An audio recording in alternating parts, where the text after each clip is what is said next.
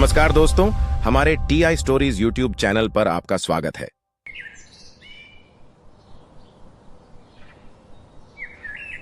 पंचतंत्र की कहानी। आलसी गधा। ढोलकपुर के एक छोटे व्यापारी लल्लन ने अपने यहाँ गाय, बकरी, कुत्ता और गधा पाल रखा है। इन सब के बीच गधा एक नंबर का आलसी है। उसे काम करने की बजाय फालतू की बातें करना, बड़ा ही मारना और फालतू में घूमना पसंद है। वो इतना आलसी है कि सामने पड़े चारे तक भी जाना नहीं चाहता। बकरी से कहता है, बकरी बहन जरा चारा यहाँ खिसका दो ना, अब कौन उठे। बकरी कहती है, ओफो गधे भैया, आप इतने आलसी क्यों हैं? इतने आलसी हैं, फिर भी हम में से सबसे ज्यादा काम इसे ही करना पड़ता है। हमारे मालिक इसकी पीठ पर नमक की बोरी लाद कर ले जाते हैं। गांव के नदी का पुल पार करके शहर पहुंचते हैं, नमक बेचते हैं और शाम को वापस आते हैं। अबे गधे, कहीं के अभी तक चर ही रहा है, कितना चरेगा? अब तेरे चरने का नहीं, चलने का टाइम है। चल, रात भर बारिश हुई है, इससे पहले कि फिर बारिश हो, हमें शहर पहुंच जाना है। मालिक हमेशा की तरह गधे की पीठ पर नमक की 3-4 बोरी लाद कर शहर की ओर चल देता है। वो नदी के पुल पर पहुंचते हैं। पूरी रात बारिश होने की वजह से गिले पुल को जैसे ही वो पार करना चाहते हैं, अचानक गधे का पाँव फिसलता है।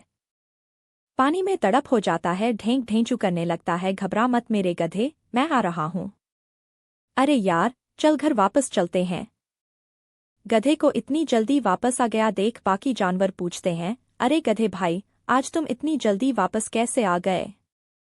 अरे यार, रात भर बारिश हुई थी ना, मैंने मालिक से कह दिया था आज काम का मूड नहीं है, वापस चलो वरना दुलत्ती मार कर दांत तोड़ दूंगा। मालिक डर गया और वापस आ गया। अरे वाह, तब तो तुम जब चाहो मालिक को धमकी देकर वापस आ सकते हो। काश ऐसा होता तो मैं रोज ही धमकी देकर वापस आ जाता। आज आप जल्दी क्यों आ गए? क्या करूं? गधा नदी में गिर गया, सारा नमक पानी में पिघल गया तो शहर जाके क्या बेचता? वापस आना पड़ा। अगर ये बात है तब तो मैं रोज ही वापस आ सकता हूँ। और दूसरे दिन मालिक फिर उसकी पीठ पर नमक की बोरी लाद कर शहर जाने के लिए। जैसे ही नदी पार करने के लिए पुल पर चढ़ता है, गधा सोचता है, यही मौका है, नदी में गिरने के बहाने कूद जाता हूँ। नमक पिघल जाएगा तो मालिक मुझे वापस घर ले जाएगा। गधा पानी में कूदता है। घबरा मत मेरे गधे, मैं आ रहा हूँ। अरे यार, आज फिर घर वापस जाना पड़ेगा। घर आने पर बरामदे में फिर सारे जानवर पूछते हैं, तो कल की तरह वो फिर बड़ाई मारता है। वही यार, आज फिर मेरा मन नहीं हुआ, मैंने मालिक को दुलत्ती मारकर दांत तोड़ने की धमकी दी, बस अब वो मुझे वापस लेकर आ गया। आप तो मालिक मेरे कहने में चलता है, कल से मैं रोज उसे आधे रास्ते में ले जाकर धमकी दूंगा और वापस आ जाया करूंगा वहां। यार, तुम्हारे तो मजे हैं, और सचमुच गधे के मजे हो जाते हैं। उसे ये बढ़िया आइडिया मिल गया था। वो रोज नदी के पुल पर जाते ही पैर फिसलने के बहाने नदी में गिरता तो उसके ऊपर रखा नमक पिघल जाता। मालिक नदी में कूदकर उसे बचाता और वापस घर लौट आता।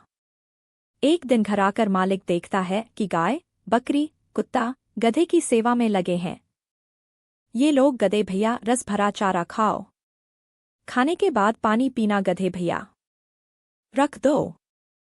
क्या बात है, आजकल बड़ी सेवा कर रहे हो मेरी। चलो, यही तो मैं चाहता था। कुत्ता बोलता है, सेवा तो करनी ही पड़ेगी गधे भाई। अरे, जब आपकी दुलत्ती की धमकी से मालिक जैसे इंसान डर गया तो हम क्या चीज है? क्यों बकरी जी और गाय बहन, सही कहा न मैंने? ओह, इसका मतलब ये आलसी गधा जानबूझकर नदी में गिरता है। इसकी चालाकी समझ गया मैं। काम ना करना पड़े इसलिए नदी में गिरकर नमक पिघला देता है और मुझे वापस आना पड़ता है। ठीक है बे गधे, कल तुझे मजा चकाता हूँ। और दूसरे दिन मालिक बड़ी ही चालाकी से नमक के बजाय चूने की बोरी उसके ऊपर लाद देता है। पुल पर पहुंचते ही जैसे ही गिरने के बहाने गधा नदी में कूदता है, डोरी पानी में भीगते ही चूना जलने लगता है और उसकी पूरी पीठ पर आग सी लगती है। आ आ आ आ, अरे ये बचाने क्यों नहीं आ रहा? आपके हम मुझे ही मेहनत करनी पड़ेगी। और फिर खुद गधा चीखता हुआ किनारे की तरफ भागता है। किनारे पहुंचते ही मालिक उसे पकड़कर घर ले आता है। गाय कहती है, क्या बात है, गधे भाई, आज तुम बड़ी जल्दी शहर जाकर आ गए। अरे गाय बहन, शहर तो मैं गया ही नहीं। फिर इतने थके थके क्यों लग रहे हो? क्या बताऊं बकरी बहन, आज मैं नदी के पुल से पानी में गिरा तो मेरी पीठ जलने लगी। रोज गिरता था तो ऐसा नहीं होता था, आज पता नहीं कैसे जलने लगा। कुत्ता बोला, हो जाता है, कभी कभी ऐसा हो जाता है।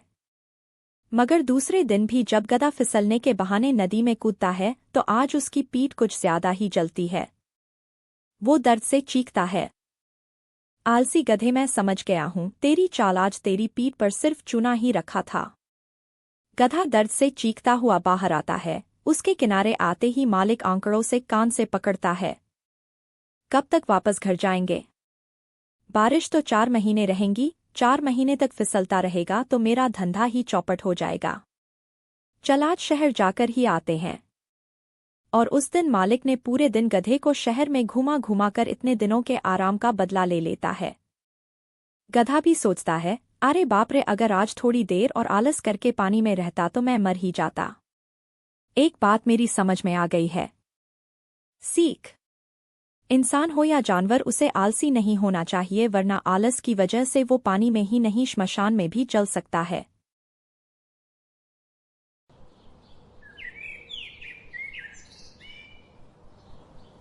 पंचतंत्र की कहानी।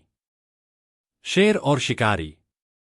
एक दिन जंगल में शिकार खेलने आई टीम के साथ आए कुत्ते से शेर की मुलाकात हो जाती है। कुत्ते के ठाठ बाट देखकर शेर पूछता है तो वो कुत्ता बताता है, मैं तो इंसानों के बीच बड़े ऐश से रहता हूं। टाइम से खाना, टाइम से पीना, टाइम से घूमने जाना, टाइम से मेरी दवा दारू सब होती है। किसी भी चीज के लिए मेहनत नहीं करनी पड़ती। यार मुझे भी ऐसी जिंदगी चाहिए, इसके लिए तुम्हें पालतू बनना पड़ेगा।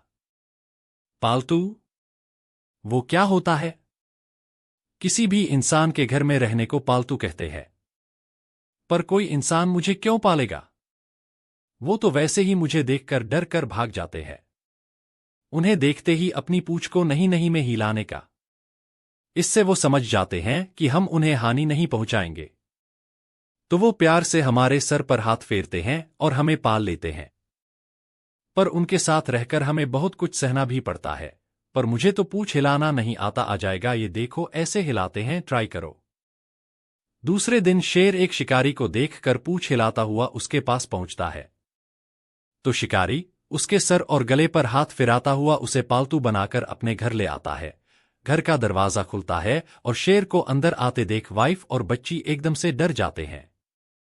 पत्नी कहती है, हाँ बेटी बेटी भागो भागो, शेर आया। बच्ची भी चिल्लाने लगती है, मम्मी बचाओ बचाओ। अरे घबराओ मत, ये हमारा पालतू शेर है। अरे हाँ, ये तो हमारा दोस्त बन गया। अरे वाह मम्मी, अब मैं भी अपनी पूरी सोसाइटी में शेर को लेकर घूमूंगी। अपनी क्लास में भी सभी को शेर दिखाऊंगी। तभी उस शेर के ऊपर एक चूहा कूदता है। फिर शेर को गुस्सा आते है और शेर उसे मारने लगता है। तभी बच्ची बोलती है, अरे नहीं नहीं, इससे मत मारो वरना। क्यों? मैं आपको एक मोरल स्टोरी सुनाती हूं। एक बार ना कई चूहे शेर के ऊपर उछल कूद कर रहे थे। ये देखकर शेर ने एक छोटे चूहे को पकड़ लिया और उसे मारना चाहा, और चूहे ने कहा, मुझे छोड़ दो, कभी मैं भी तुम्हारे काम आऊंगा। ये मेरे क्या काम आएगा? फिर भी उसे छोड़ दिया। फिर क्या हुआ बेटी, एक दिन एक शिकारी ने शेर को अपने जाल में फंसा लिया। शेर ने काफी कोशिश की पर जाल से निकल नहीं पाया। तब उसी चूहे ने आकर अपने दांतों से जाल को काटा और शेर को बचा लिया। इसीलिए कभी चूहे को मारना मत, नहीं तो आपको कौन बचाएगा। बच्चे की बात शेर पर इतना असर करती है कि उसके बाद रात को बेचारा सो भी नहीं पाता है। पूरी रात चूहे उस पर कूदते हैं पर वो कुछ नहीं करता है। ओहो, मेरी नींद खराब कर रहे हैं, पर क्या करूं, इन्हें मारूंगा तो मेरा जाल कौन काटेगा। दूसरे दिन बच्ची अपनी मम्मी के साथ शेर को भी कुत्ते की तरह घुमाने निकलती है तो गली के कुत्ते उसे देखकर भौंकते हैं।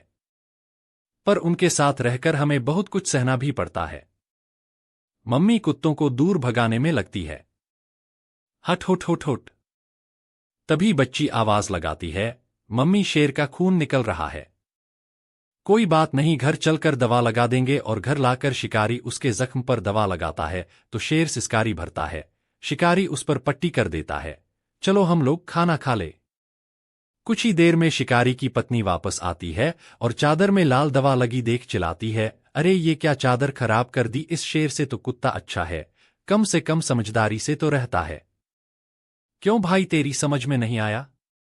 अरे बैठेगा तो दवा कहीं लग सकती है। हाँ, संभल के नहीं बैठ सकते हो? हाँ, शिकारी शेर पर चिल्लाते हुए यह सब कहता है। मम्मी पापा, इतना चिकन नहीं खाऊंगी मैं, झूठा है, क्या करूं? फेंक दूं? अरे फेंकना क्यों, शेर के सामने डाल दे, खा लेगा। ये क्या? जंगल में दूसरे जानवर मेरा झूठा खाते थे और यहां मैं। मम्मी पापा, इसकी सांस की हवा से मुझे टीवी देखने में डिस्टर्ब हो रहा है, जा के वहां बैठ। पहले दिन आया तब कितने खुश थे, अब मुझे कुत्ते की तरह दुत्कार रहे हैं। सोच रहा हूं ये घर छोड़कर भाग जाऊं। अरे मम्मी देखो, टीवी पर न्यूज़ आ रही है। शहर में एक शेर अचानक से आ गया। लोगों में ही भगदड़ मच गई और पुलिस ने शेर को गोली मारकर उसे जान से मार दिया। बाप रे, ये तो मैंने सोचा ही नहीं था। कुत्ते की तरह मैं घर छोड़कर भाग भी नहीं सकता। कुत्ते को बाहर देखकर कोई कुछ नहीं कहेगा, पर मेरे बाहर जाते ही शहर में भगदड़ मच जाएगी और पुलिस आकर मुझे गोली भी मार सकती है। आज पहली बार मुझे अपने शेर होने पर पछतावा हो रहा है। काश मैं कुत्ता होता, कम से कम घर से भाग तो जाता। वो कुछ दिनों और मजबूर सा उन्हें सहन करता है, मगर एक दिन मौका मिलते ही वो घर छोड़कर जंगल भाग जाता है। जंगल की हरियाली बहुत दिनों बाद देखते ही वो खुशी से चिल्लाता है। उसकी दहाड़ पूरे जंगल में गूंज उठती है। शेर की दहाड़ सुनते ही जंगल के जानवरों में अफरा तफरी मच जाती है।